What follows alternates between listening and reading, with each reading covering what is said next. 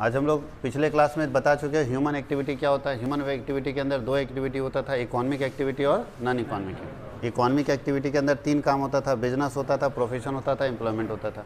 Business के अंदर दो काम होता था, यही ना पढ़ना था। आज हम लोग सबके बारे में डिस्क्रिप्शन पढ़ेंगे, डिटेल स्टडी देखेंगे। तो सबसे पहले आपको बताएं ह्यूमन एक्टिविटी क्या होता है, सबका परिभाषा आज लिखना है। ह्यूमन एक्टिविटी हिंदी क्या होता था, मानवीय। इस दुनिया में मनुष्य जो भी काम करता है वो मानवीय क्रिया कहलाता है। इस दुनिया में मनुष्य जो भी काम करता है वो क्या कहलाता है, मानवीय क्रिया। बोलता है इट इंक्लूड्स ऑल एक्टिविटी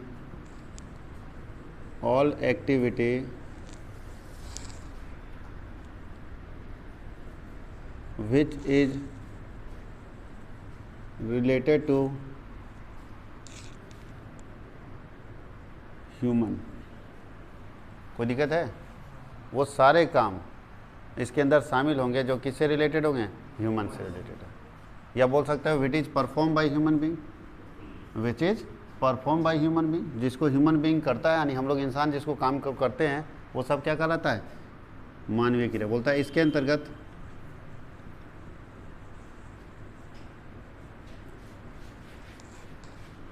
वे सभी कार्यों को शामिल किया जाता है या सभी क्रियाओं को शामिल किया जाता है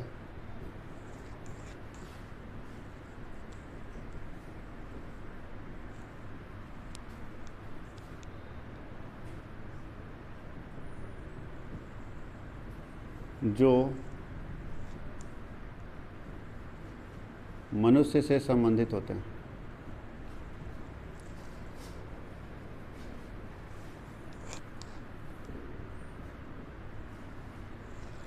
कोई दिक्कत है? जो किससे रिलेटेड होता है, मनुष्य से रिलेटेड होता है। किसी को कोई दिक्कत है? अब कौन कौन सा काम इसके अंदर करते हैं, तो मनुष्य दो ही काम करता है, इकोनॉमिक और नॉन इकोनॉमिक। पैसा कमाने के लिए कुछ काम करता है और कुछ काम सेवा करने के लिए करता है। तो अब हम लोग चलते हैं इकोनॉमिक एक्टिविटी क्या होता है। इकोनॉमिक एक्टिविटी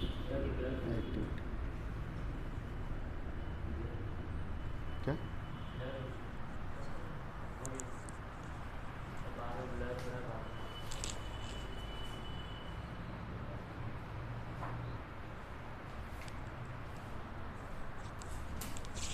इकोनॉमिक एक्टिविटी का मतलब क्या होता है, आर्थिक क्रिया।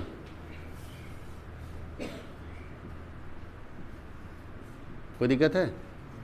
क्या आएगा इकोनॉमिक एक्टिविटी में?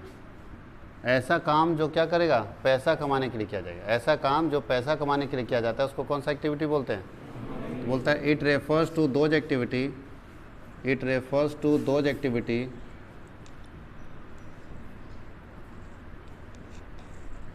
विच इज परफॉर्म्ड, या डन से बोल सकते हैं, which is done for the purpose of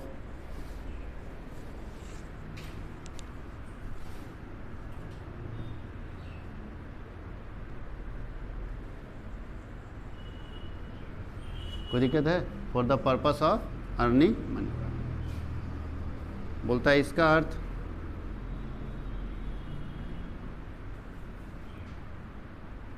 उस कार्य से बोल सकते हैं या उस क्रिया से है जो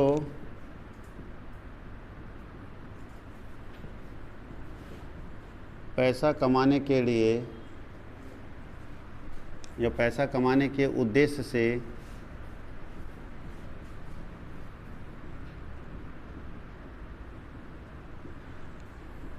पूरा किया जाता है। कोई दिक्कत है? हम आप लोग को पढ़ा रहे हैं, कौन सा एक्टिविटी कर रहे हैं, और हम अगर अपने बच्चे को पढ़ाएंगे तो कौन सा एक्टिविटी होगा, नॉन इकोनॉमिक। तो नॉन इकोनॉमिक का पर्पस क्या होता है, पैसा कमाना या सर्विस देना। नॉन इकोनॉमिक एक्टिविटी अनार्थिक क्रिया बोलते हैं, गैर आर्थिक क्रिया बोलते हैं, ठीक है। अनार्थिक क्रिया क्या होगा बताइए। बोलता है it refers to those activity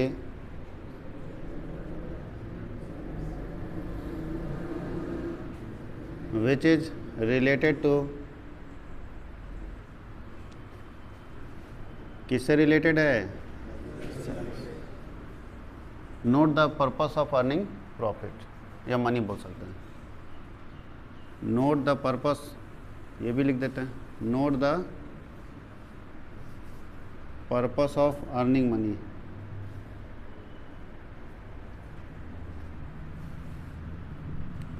it is service in nature. ये नेचर से क्या होता है? सर्विस एक्टिविटी होता है। बोलता है इसके अंतर्गत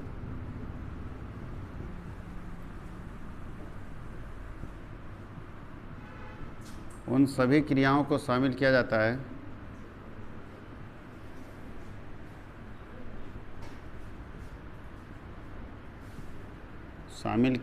है जो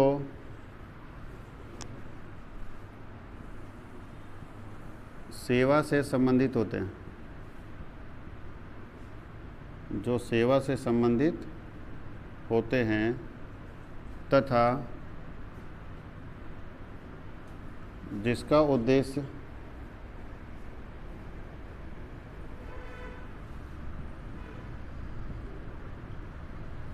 पैसा कमाना नहीं होता, जिसका उद्देश्य पैसा कमाना कभी भी पैसा कमाने के लिए नहीं किया जाता है। अब उसके आगे हम लोग लिखेंगे, बताइए अब इसके बाद क्या लिखना था? बिजनेस में लिखना था। बिजनेस, व्यवसाय क्या होता है? अब हम लोग एक करके बिजनेस लिखेंगे, बिजनेस का फीचर्स लिखेंगे, है ना। तो बिजनेस क्या है बताइए? बिजनेस के अंदर दो काम करते थे, production and sale, for the purpose of earning profit. Businessman profit कमाता है, तो बोलता है प्रॉफिट कमाने के लिए अगर कोई प्रोडक्शन और सेल का काम कर रहा है, सामान बना रहा है और बेच रहा है, तो वो क्या कहलाता है? प्रॉफिट कमाने के लिए सामान बनाना और बेचना क्या कहलाता है? बिजनेस। तो बोलता है it refers to that economic activity, इसमें हम लोग लिखेंगे बिजनेस में, it refers to that economic activity, it refers to that economic activity which is conducted on regular basis, conducted on regular basis, which is conducted on regular basis to earn profit through production and sale of goods and services, through production and sale of goods and services। क्या लिखा है देखिए तो पढ़िए तो। बोलता है इसका अर्थ ऐसी आर्थिक क्रिया से है, लिखा है इसका अर्थ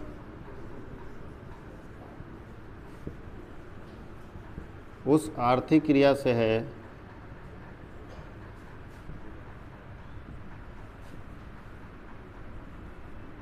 जो, अच्छा रेगुलर बेसिस पर कंडक्ट करना बहुत ज़रूरी है। एक दिन पेन बेच दिए, एक दिन पेन बेच दिए 10 रुपये का पेन 15 रुपये में, 5 रुपये कमा लिए, तो क्या बिजनेसमैन बन गए? बिजनेसमैन बनने के लिए रोज़ बेचना जरूरी। तो बोलता है कि जो भी बिजनेस होगा वो किस बेसिस पर होगा? रेगुलर बेसिस पर होगा। कोई दिक्कत है? जो लगातार किया जाता है और जिसके अंतर्गत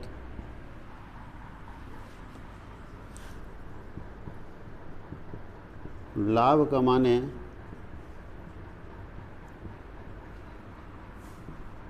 कमाने के उद्देश्य से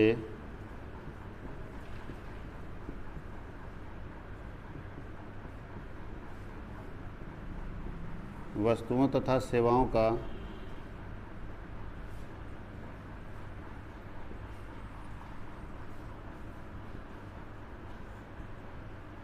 उत्पादन तथा विक्रय किया जाता है।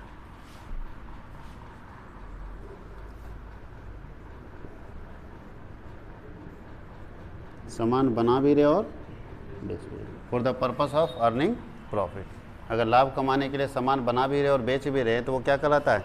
बिजनेस कहलाता है। पता है ना, सामान बनाना और बेचना किसके लिए? लाभ कमाने के लिए, तो उसको हम लोग क्या बोलेंगे? बिजनेस बोलेंगे। अब जो हिंदी वाले अपना हिंदी में लिख लेंगे, जो इंग्लिश वाले इंग्लिश में लिखेंगे। कोशिश करना हिंदी वाले को हिंदी इंग्लिश दोनों लिखे, धीरे धीरे ठीक हो जाएंगे आप। कोई दिक्कत है? इसको लिखिए। क्या ठीक तो है?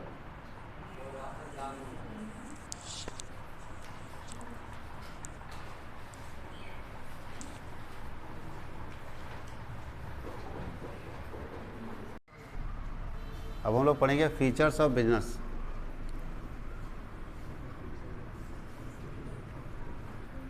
फीचर का मतलब होता है विशेषता।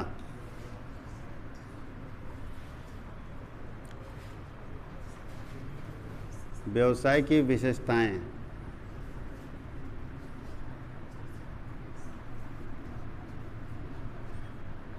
कौन कौन सी विशेषताएं हैं? तो पहला, कैसे पहचानेंगे कि कोई काम बिजनेस है? तो पहला बोल रहा है बिजनेस के अंदर क्या है? इकोनॉमिक एक्टिविटी है। बिजनेस क्या है?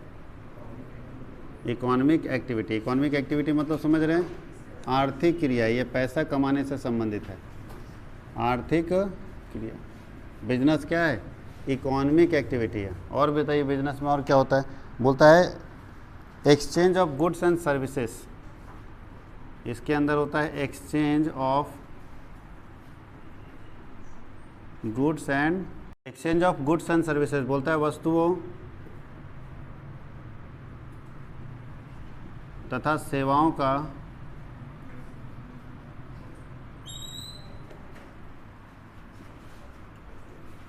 विनिमय। Exchange of goods and services किसके थ्रू एक्सचेंज करेंगे? पैसे के थ्रू। बिजनेस में क्या होता है? आपके पास सामान है, मेरे पास पैसा, एक्सचेंज होता है। हम पैसा देते हैं, सामान लेते हैं, ये एक्सचेंज है। तो एक बिजनेस में एक्सचेंज होता है गुड्स एंड सर्विसेज का थ्रू मनी। किसके थ्रू होता है? मनी के थ्रू। तो यहाँ मनी लिखने की जरूरत नहीं, क्योंकि हम लोग ऊपर में लिख चुके हैं इकोनॉमिक एक्टिविटी है। तो भैया फ्री में तो कोई एक्सचेंज करेगा नहीं। तीसरा बोलता है रेगुलरिटी इन डीलिंग। बताओ डीलिंग रेगुलर होना चाहिए या नहीं होना चाहिए? तो बोलता है रेगुलरिटी इन डीलिंग,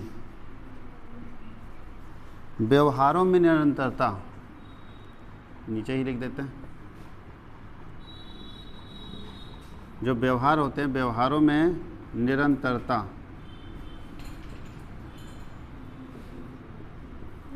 फोर्थ आता है profit motive.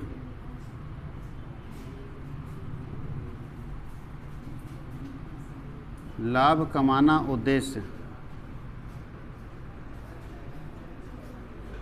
Profit motive. Fifth number आता है element of risk. Element of risk. Business में जोखिम भी है। बोलता है जोखिम का तत्व। बिजनेस करोगे भाई तो रिस्क है। और बिजनेस में क्या है? बोलता है क्रिएशन ऑफ यूटिलिटी। बिजनेस में सबसे इंपॉर्टेंट चीज़ है क्रिएशन ऑफ यूटिलिटी, उपयोगिता का सृजन। उपयोगिता का सृजन। और कस्टमर सेटिस्फेक्शन।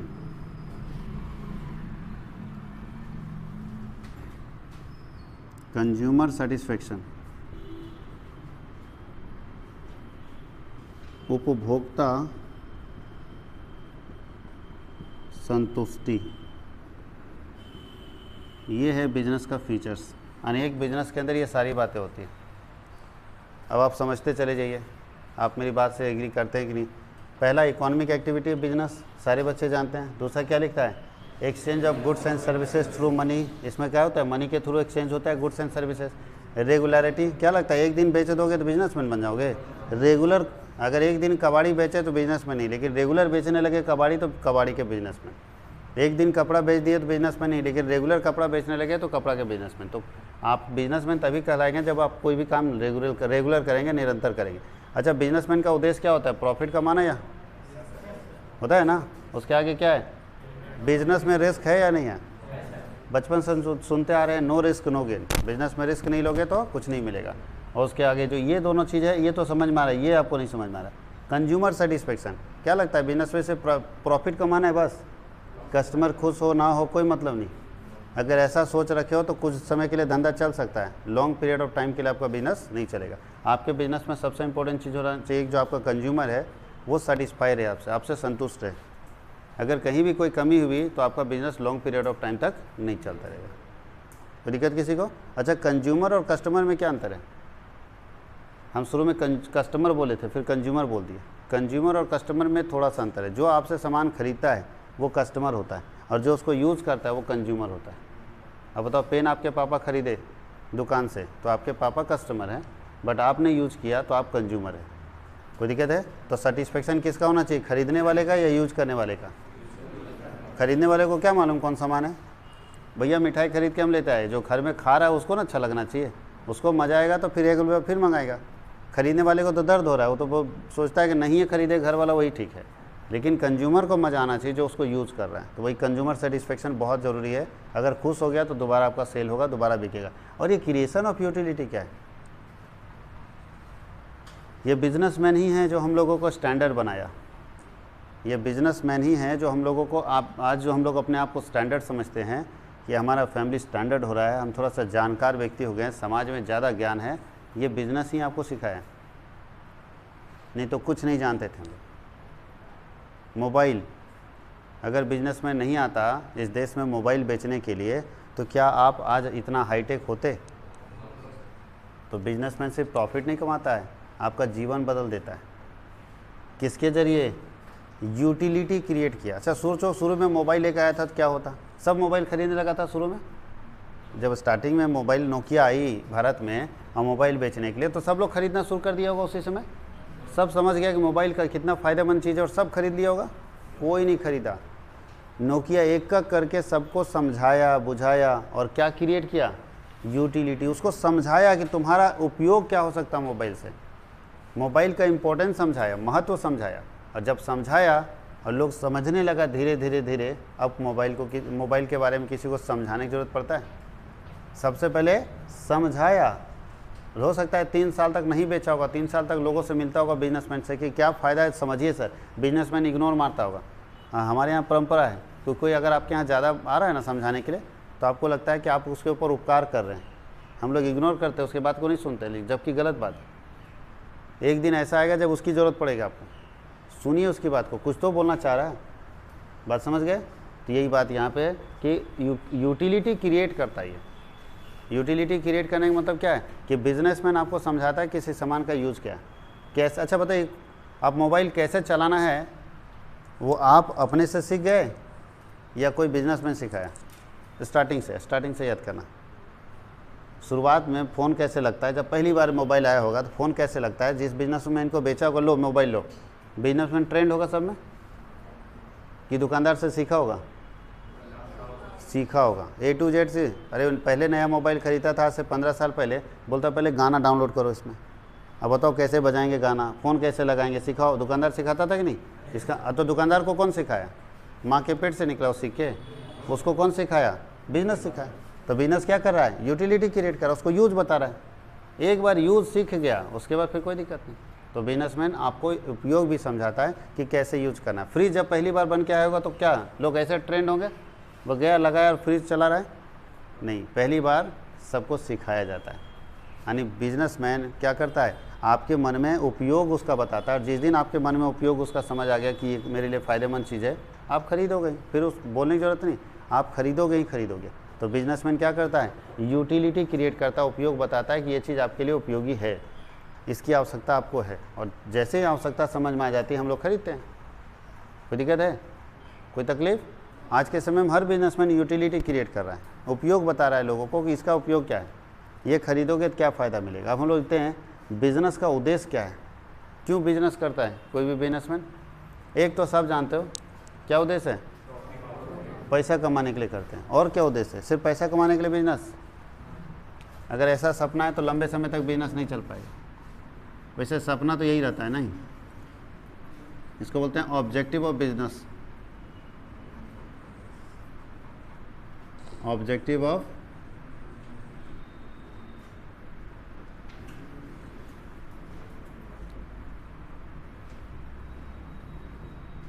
व्यवसाय का उद्देश्य।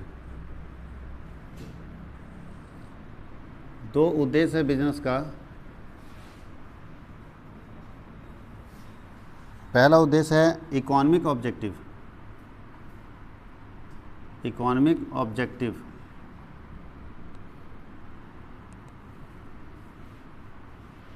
आर्थिक उद्देश्य।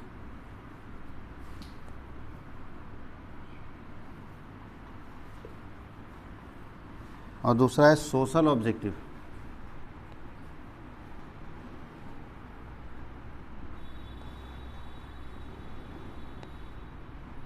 सामाजिक उद्देश्य।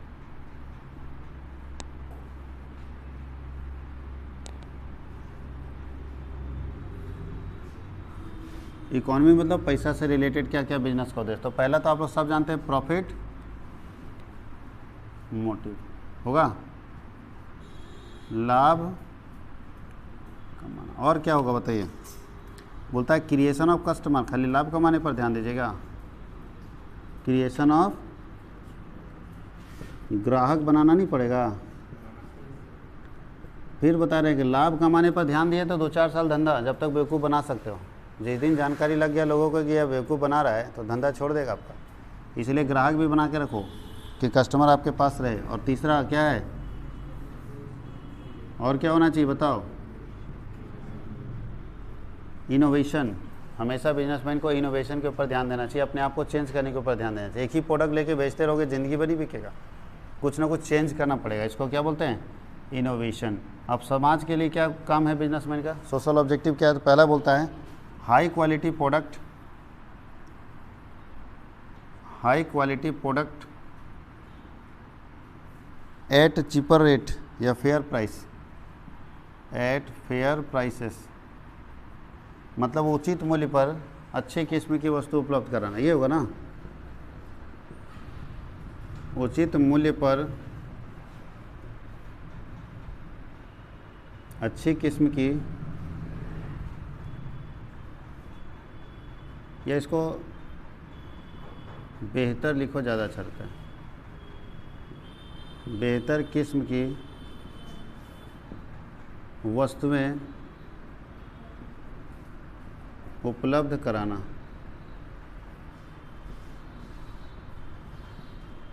बताइए। अच्छा, एम्प्लॉयमेंट,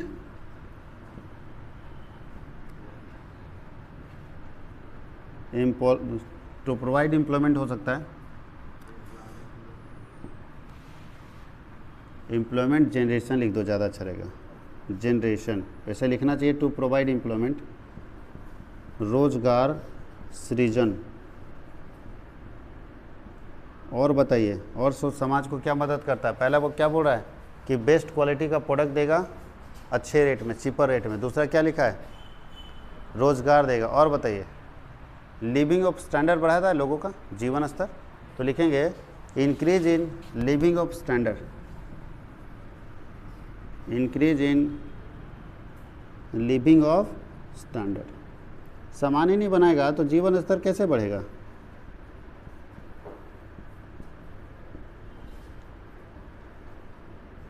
कोई कंपनी नहीं आया रहता पिज़्ज़ा और बर्गर का तो लोग बर्गर खाता। आज बर्गर खाता है तो अपना स्टैंडर्ड हाई समझता है कि हम बढ़िया लोग हैं। नहीं तो जब कंपनी आया तब तो कोई कंपनी अगर आता नहीं मोबाइल बनाने वाली तो मोबाइल यूज करते। कोई कंपनी नहीं आता जो शैम्पू बनाए तो फिर हम लोग वही मिट्टी यूज़ करते थे बाल में लगाने के लिए, याद है ना। वहाँ से हम लोग को स्टैंडर्ड बनाया कोई कंपनी लेके आया। बात समझ आई। कोई साबुन बनाने वाली कंपनी या सर्फ बनाने वाली कंपनी नहीं आती तो उस समय में क्या होता था, सर्फ होता था क्या, नहीं। ऐसा ही कपड़ा धुलाता था, जैसे साफ़ हुआ, नहीं हुआ तो नहीं हुआ। ये तो सर्फ आया तब से हम लोग सर्फ यूज़ कर रहे हैं। तो हम लोग का जीवन स्तर कंपनी बढ़ाई। मोटरसाइकिल नहीं होता, कार नहीं होता तो जीवन स्तर बढ़ जाता। अब बहुत पैसा वाला आदमी तो आपके पास भी कुछ कार नहीं है, हमारे पास भी कुछ नहीं, लेकिन जब कंपनी कार लेके आया तब आपके पास कार आ गया, हमारे पास कार नहीं है तो आपको बड़ा फैमिली मानता है, हमको छोटा फैमिली मानता है। जीवन स्तर कौन बढ़ा रहा है, कंपनी के आने से बढ़ रहा है। यानी जैसे कोई कंपनी आएगी स्टैंडर्ड ऑफ लिविंग क्या होगा, बढ़ जाएगा लोगों का। चलिए लिख लीजिए इसको हम लोग।